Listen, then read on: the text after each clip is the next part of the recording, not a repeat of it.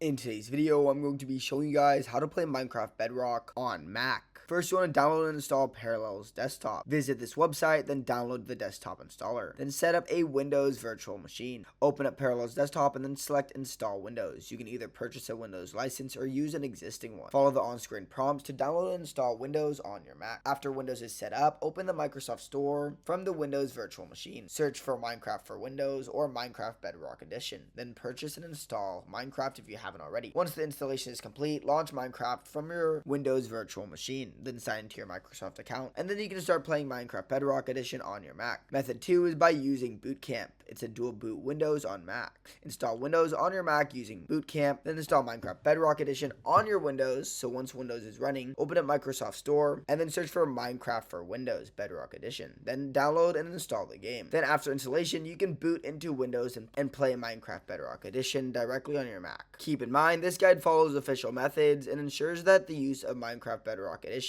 is compliant with both Minecraft's terms of service and YouTube's community guidelines. Be cautious when using third-party launchers as they may be unofficial or violate Minecraft's terms.